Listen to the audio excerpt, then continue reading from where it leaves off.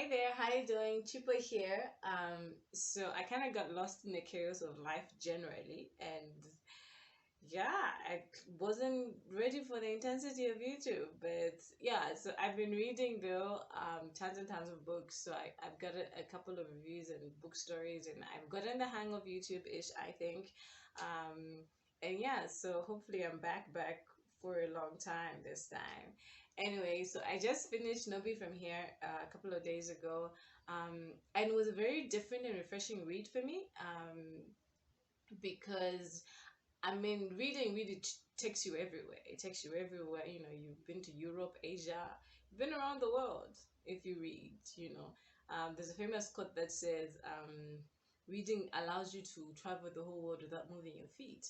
And so this particular book was different for me because I haven't actually read a book that has brought me home. I've traveled everywhere in book worlds, but I haven't read a book that's set in Zambia and, you know, explores the themes of my country, um, in a long time, if ever. Actually, the last Zambian set book I read, I think, was when I was 13, in a sense, and it was a love story. Didn't really give me the vision or picture or idea of what Zambia is like. I read Twisted, the short little story I shared, but that was very short, and it was character driven, not story driven. So you don't really get to see the scene in a sense. So anyway, straight into the review. So Nobi from here follows two particular cousins, Maggie and Wube, whose parents are siblings, but they're estranged siblings. They don't talk because of family drama. Um, so they were named after their grandmother, Margaret Wupe Kombe, who is also central to the story in a sense in this particular book. Their grandmother was a freedom fighter with their grandfather, and so it spans through almost 3 decades. So you have the Zambian independence time, before the independence, and then after independence, and then today, which is like 2017. I think the last time frame should be 2017 or 2018 in the book. So you really do get a sense of Zambia's transition in a sense, which I absolutely loved and enjoyed. So of the two cousins, we have Margaret. Margaret is Zambian and Nigerian. Um, Her parents were married and then got divorced because of, yeah, I can't spoil it. I can't say that. Um, so Margaret is Zambian and Nigerian. Her father is Nigerian. Her mother is Zambian. They were married and then got divorced, and then the mother relocated to Zambia. Um, and then we don't really know what happened with the father throughout the story. We're kind of confused. I'm like, okay, what? Why did they get divorced? Why does the mother chooses not to talk about the father? She hates him. She can't stand him. So Margaret really doesn't get an idea of what happened because they got divorced when she was like 5 or 4, I think. So throughout the book, we kind of explore how she's trying to find her identity, you know, trying to figure out where her father is, rekindle that relationship. Yeah, Margaret's an interesting character. And then we have Wupe, who was born in London. She's Zambian and Jamaican. Her father is Zambian, her mother is Jamaican. But yeah, so Wupe is raised in London, and then she kind of gets a bit unruly early teenage. So so her father decides to send her to Zambia to school, secondary school, and it's at this point that she meets her cousin Maggie, and they build an amazing friendship. And because they don't have siblings, they become like sisters pretty much, each other's confident. And so we sort of see them grow up and, um, trying to figure out also what's happening with their parents who don't talk, what's the drama there, what happened with their grandmother, because it's also a bit mystery here. We explore a bit of who she is and the role she played, their grandmother, that is in, you know, fighting for independence, and even just the family and how, you know, just the stuff that led to the crazy. It's a really good book. It explores a lot of different things. The things that I liked, one of the things I liked about it is like when Margaret is trying to, find her father, her Nigerian father, we sort of see. I've read a lot of Nigerian books, and most of the Nigerian books that I've read sort of give me, Nigeria from an experience point of view, in a sense, because the people who write them are Nigerian, so they know Nigeria. Um, but this particular one presented Nigeria to me as a tourist from the eyes of a Zambian who's never been there, and I think I like that because I felt like that's probably how I would experience it too if I went there.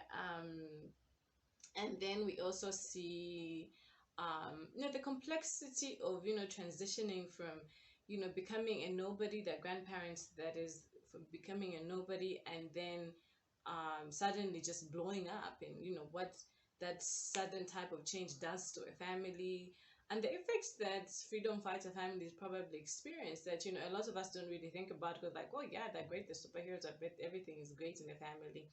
But just having to fight for a nation at the expense of your family definitely has a huge effect on your family. And I liked how it sort of explored that, and how the family in a sense suffered because of the fight. Something's got to give, right?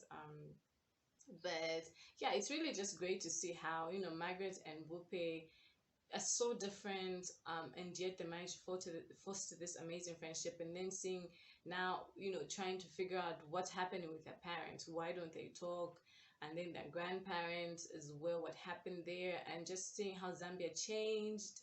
I think if you're not Zambian, you generally get an accurate picture of Zambia in a sense when you read this book. Um, of what it's like, and how it's transitioned politically and historically, and even just culturally. You really get to see a bit of Lusaka and Chinsali, and I think they're beautifully represented. Yeah, so you can travel to Zambia through this book if you haven't been, and if you're Zambian, you appreciate the nation's beauty and the complexity of our relationships and family and traditions. It's a good book, absolutely recommended. One of the things that maybe I struggled with was I really did, it took me a while to get into it. It took me a while to sort of like, oh my god, I want to know what's gonna happen. It starts beautiful. The first chapter is my favorite. I read it like 3 times because I just liked it. But it took me a while to sort of get into it. I'm not too sure. I don't think there's anything wrong with the writing. It could have just been a timing thing, because sometimes books just is about time. Could have been a timing thing. Yeah, but I would have also liked to see a little bit more of Zambia represented, a little bit of more Nigeria represented, Jamaica as well. I would have loved to see a lot more Jamaica, because we have about two Jamaican families, characters in here. But I like that. I mean, it's mainly set in Zambia and mainly sort of meant to give a picture of Zambia. So, hey, I won't fault it for that. But otherwise, it was a good book. It was an absolutely good book. I enjoyed it. Absolutely recommend it. Yeah. Natasha is Zambian, and when you read the rather the acknowledgement, it kind of makes sense how she had so much detail and info. I think she's related or knows the Kapwepwes, Simon Mwansa Kapwepwe, who's a big deal in Zambia in terms of history and independence, and you know fighting for freedom. Um, but yeah, so that's another from here. It was a good book. I appreciated. Like I said, it brought me home. And there's no place like home.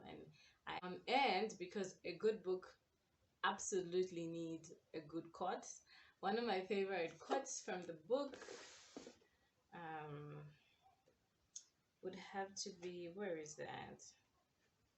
On page 60, and it says, "But sometimes the hardest decisions are the best ones we make."